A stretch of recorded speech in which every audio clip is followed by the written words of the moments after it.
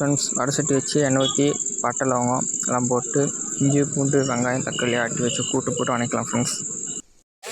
அடுத்து கறி போட்டு வணக்கலாம்.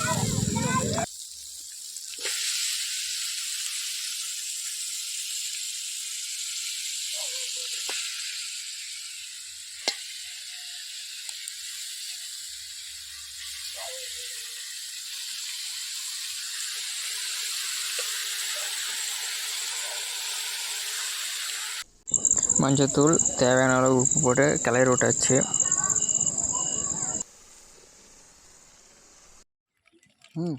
கறி மசால் போடுறோம் ஃப்ரெண்ட்ஸ்.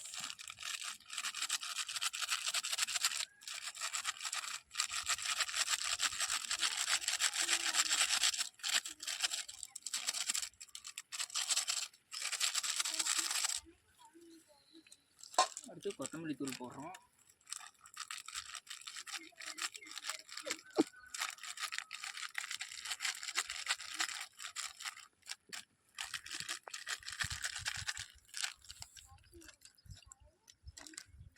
அடுத்து பார்த்தீங்கன்னா மட்டன் மசாலா போட்டுக்கிறோம்.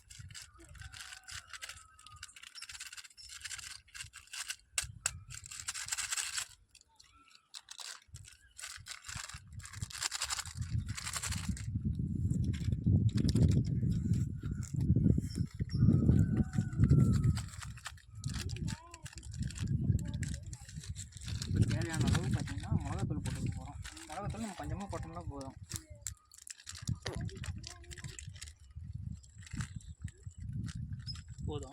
பார்த்தோம்னா நம்ம போட்டுக்கலாம். இப்போ இதை கிளறி விட்டுக்கலாம்.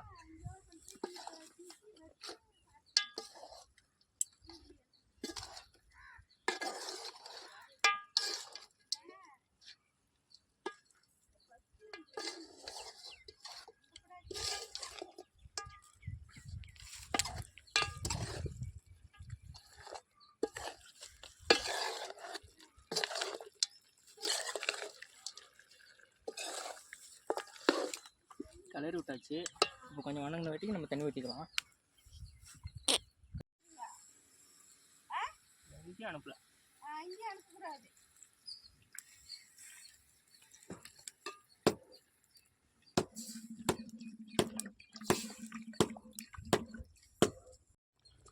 தேவையான தண்ணி ஊற்றிக்கிட்டாச்சு.